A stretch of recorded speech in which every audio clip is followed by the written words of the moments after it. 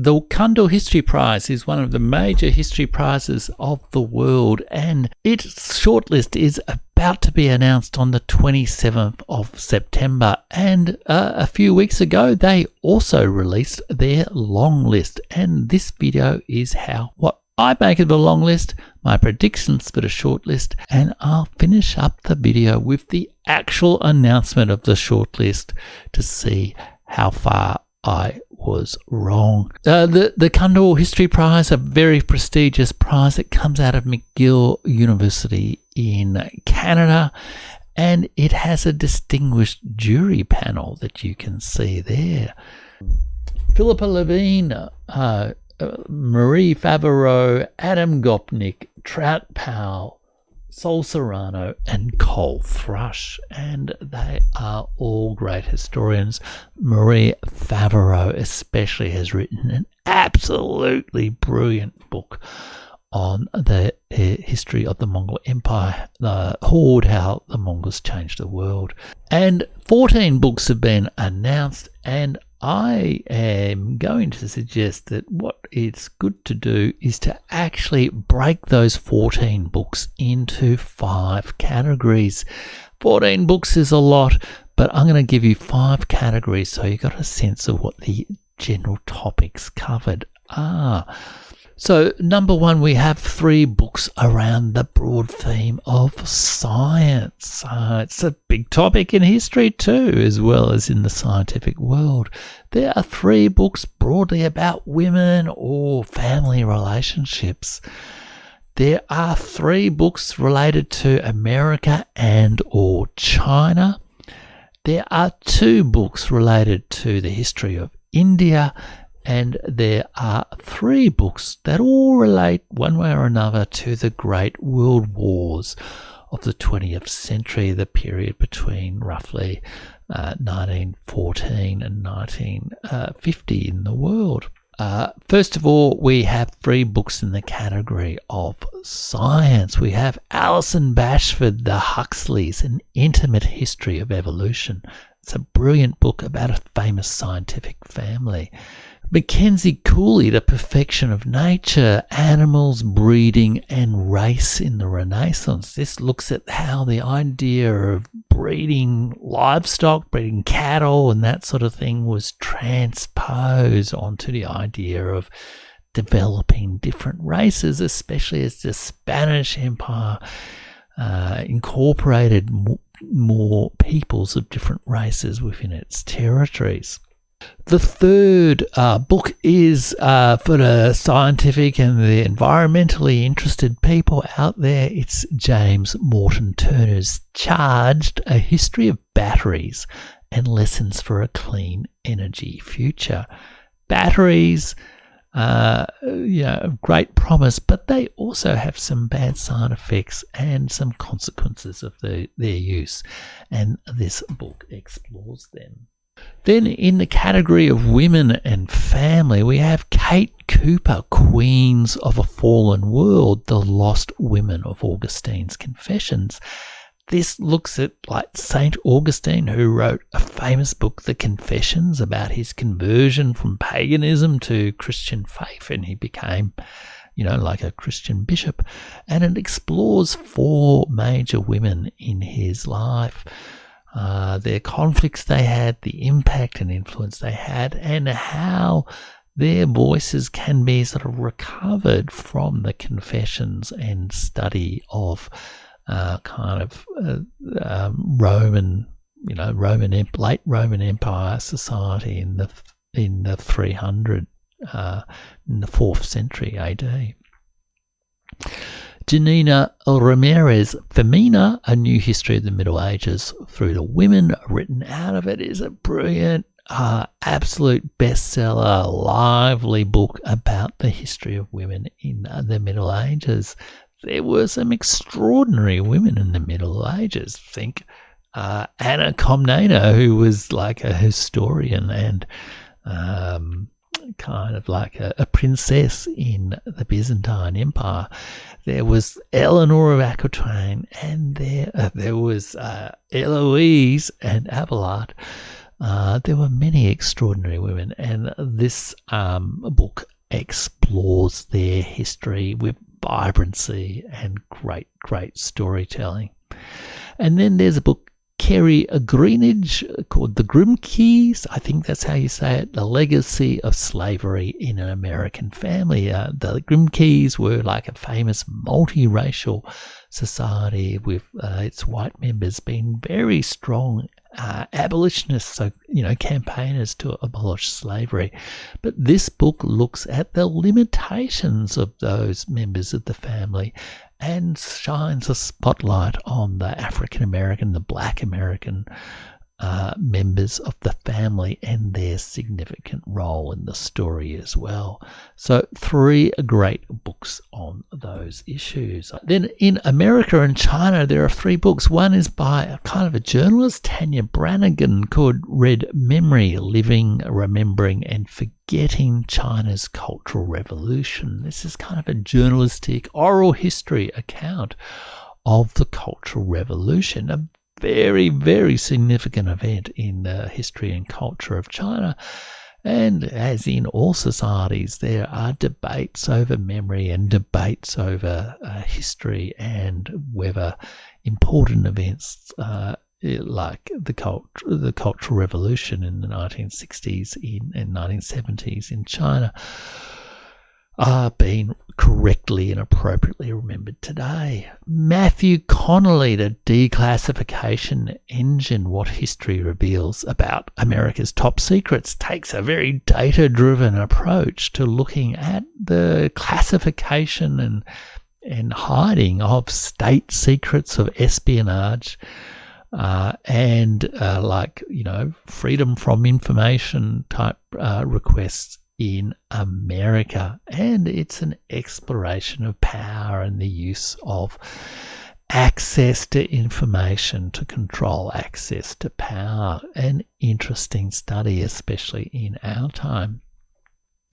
And then Natalie Koch's Arid Empire: The Entangled Fates of Arizona and Arabia, looks at the mutual influence of these areas and how the arid zones of, North America, like Arizona, were imported skills, know-how, animals, technologies from like Saudi Arabia, the Gulf states, the Middle East, or Western Asia if you prefer. And it is a fascinating study that, if you like, is not so dissimilar to Felipe Fernandez Amesto's look at civilizations by different biomes, like deserts, like highlands, like coasts. And if you haven't checked out my video interview with Felipe Fernandez Amesto, do check it out. It's an absolutely brilliant discussion across most of his work, including his history of civilizations and of America. So do check that out. This book, I think, sounds absolutely fascinating. I'll be interested to see how it goes in the shortlist. And then on India, we have the book by Nandini Das, Courting India, England, Mughal India and the Origins of the Empire. And this looks at a kind of ambassadorial mission from then England, like in the years just after kind of Queen Elizabeth, the sort of end of the Tudor sort of period and the start of the Stuart monarchy, when England is part of its sort of turbulent, crazy self, and is a quite divided and not Britannia ruling the waves. Whereas Mughal India is one of the great central empires of the world that's trading with China, it's trading into Russia and with Persia and with Southeast Asia and over to Africa as well. And this encounter between the barbarian British and the civilized Indians, even if they did not perhaps see it in those terms, is a fascinating, intriguing account of the global history of our multipolar world at a very crucial time. Nandini Das traces connections all around the world. This sounds like a great book.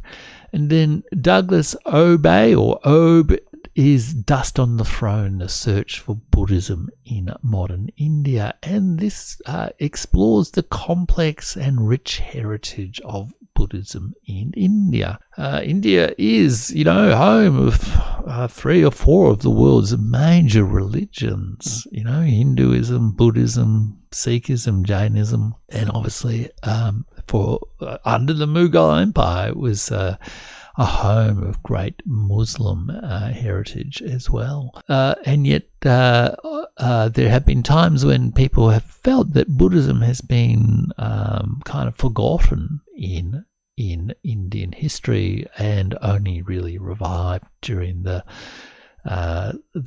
second half of the 20th century, partly through kind of Western and English efforts. But Douglas Obe sort of gives a very different account, and again it's a fascinating account of Buddhism, which is so profoundly influential in modern culture. If you think about mindfulness, for example, that really has its source in in many religious practices, but especially in Buddhism. And then finally, we have 3 books related to the world wars of the 20th century. There's Adam Hochschild, who's apparently a very famous American historian, American Midnight, The Great War, A Violent Peace, and Democracy's Forgotten Crisis, that describes the crisis, conflict-ridden society that was America, a very in like the late 1910s and the 1920s. Not at all, Great Gatsby flappers and cocktail parties and dancing to Charleston are much more racist and conflict-ridden and democratically challenged society. Fascinating book and very timely, as all of our, Western liberal democratic societies undergo their own sort of challenges right today. The second book is by Patrick Weil, I'll say, The Madman in the White House, Sigmund Freud, Ambassador Bullitt, and the Last Psychobiography of Woodrow Wilson. Now, this book has absolutely caught my imagination just from the title. Fascinating. Woodrow Wilson was a very complicated man, and he did have, cognitive challenges towards the end of his presidency. I think for a while he was not entirely competent to be president. It may even be that the 25th Amendment or whatever of the Constitution was introduced to deal with Woodrow, that circumstance that was thrown up by Woodrow Wilson, but I might be wrong about that. But this is a fascinating individual sort of account, of some extraordinary strands of, politics and psychology and madness and reason and diplomacy and derangement all bundled together. It sounds an absolute treat, this book, so I'm looking forward to reading it. And then Tara Zahra, Against the World, Anti-Globalism and Mass Politics Between the World Wars. I feel I've read another book by Tara Zahra about the international crisis of the kind of 1920s and 1930s. And again, profoundly important period. I mean, people say the world is going through changes it hasn't seen for 100 years. Well, 100 years ago is this period between of the 1920s and the 1930s, where an international system kind of breaks down and there's great conflict between powers. So there is almost certainly a lot to learn about the world today from Tara Zahra's wonderful Against the World, Anti-Globalism and Mass Politics Between the World Wars. And as I was recently reading in Richard Overy's Blood and Ruins, a kind of a new history of the Second World War but he describes it as the Great Imperial War of 1931 to 1945. There was very strong movements for peace and against global institutions, and yet also nationalism. So determined efforts to resist, the onset of a second World War during the 1920s and 1930s. So this will be a really interesting book. Okay, so the question is, which are the books that I think are the most intriguing 5? Which do I think, just on the basis of reading their outlines and what I've been able to gather without going into them in a lot of depth, which are the 5 books that I think are most valuable to read, or most intriguing to read, I should say? Alison Bashford's The Huxleys, I should say. I think Alison Bashford is in Australia. I don't think she may not sort of work in Australia anymore, but by origin, I think she's an Australian historian. Ramirez Femina, the new history of the Middle Ages, of women in the Middle Ages, or was it the history of the Middle Ages through the eyes of women? I can't quite remember. Koch, Arid Empire, fascinating. I just love that idea of comparing different environmental zones or similar environmental zones in different places of the world, going through different cultural experiences. Das, Courting India, extraordinary moment, an extraordinary perspective shift on these great world powers of India and Britain. And Bile, the Madman in the White House, although it was a tough call on those last books, and Tara Zara could well have got there, but I just was captivated by the idea of the Madman in the White House and that funny man of the 20th century, Sigmund Freud, finding his way into the history book. So they're my top 5 intriguing things. The question is, when the announcement is made on the 27th of September, which 5 will be on the shortlist? I'm going to add a little appendage to this video then, and we will see whether my instincts were good or not. So it is about 7 or 8 p.m. On the 27th of September in New York time, and it is about 9 a.m. on the 28th of September Eastern Australian time, and I am going to give you the actual announcement now of the shortlist. I'm not going to do it direct to video because I've had a terrible night's sleep and I look dreadful. But let me just read through the announcement. Okay, so it turned out that my prediction, or my list of most 5 intriguing books, was not a terribly good guide to the shortlist. Only 2 of those 5 books actually made it to the shortlist. And there you can see the shortlist. There are actually 8 books, so they've only culled it by about 50%, or a bit less than 50%. And we have Bashford's book on the Huxleys, we have The Queens of a Fallen World, we have the book on Buddhism, Dust on the Throne, the book about secrets, The Declassification Engine, the book about batteries, Charge, the book about the Spanish Empire and race, The Perfection of Nature, the sort of oral history, journalistic account of the Cultural Revolution, Red Memory, Chinese Cultural Revolution, Red Memory, and the one whose title intrigued me most, The Madman in the White House. So only the Huxleys and The Madman in the White House were amongst my successful, or were amongst the most intriguing books that I chose, although I guess that was a fairly tight list.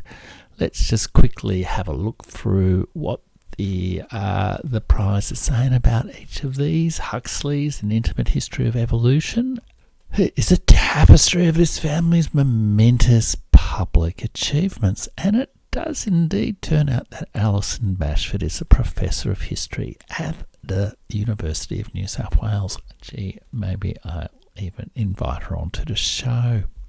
Then we have Tanya Brannigan, Red Memory, the book on the Chinese Cultural Revolution, which is described as an incredible exploration of the Cultural Revolution and how it shapes China today.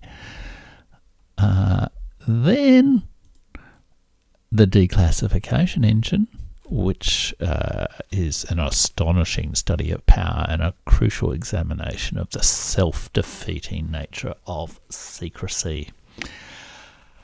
I'm not very convinced by this book, but I will suspend judgment. But there we go. Too many years practicing the dark arts of government, I suspect. And then we have Mackenzie Cooley, The Perfection of Nature, which did sound a very intriguing book, quite fascinating. Not necessarily terribly light reading, but very fascinating. And then Queens of a Fallen World, which does sound terrific. What do we have there? We say, while many know of St. Augustine and the Confessions, few know of the women whose hopes and dreams shaped his early life. Dust on the Throne, A Search for Buddhism in India, by Douglas Ober. I think I might have said Obey in the earlier part of the show. And this explores Buddhist religious dynamics in an age of expanding colonial empires, intra-Asian connectivity, and the histories of Buddhism, produced by 19th and 20th century Indian thinkers. Then we have the book about batteries that unpacks the history of batteries as part of the clean energy transition.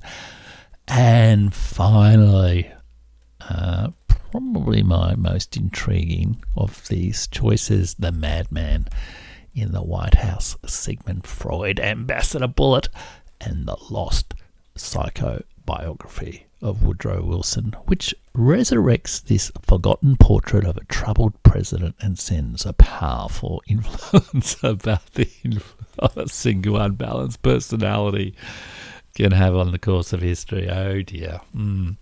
Okay, well, not so sure about the last point. I guess that's all true. I don't know if there are terribly many balanced personalities in any major position of power around the world at the moment. Now, my question for you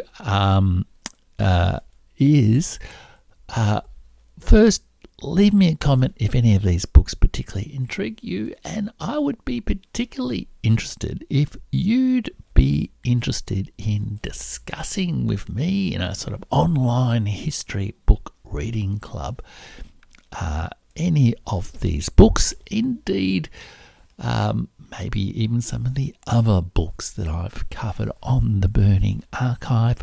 I'm thinking of taking the channel in that direction through 2024, so leave me a comment below. Just say yes, I'd be in that if you'd be interested in a book that sets aside a bit of time and takes you through together in a friendly, non-judgmental, kind, compassionate way, a mindful history way. Some of the best books of history being produced today. Okay, I hope you've enjoyed my review of the Cundill History Longlist and my quick announcement of the Cundill History Shortlist. Leave a comment below about the History Book Reading Club, and I will see you in a video soon.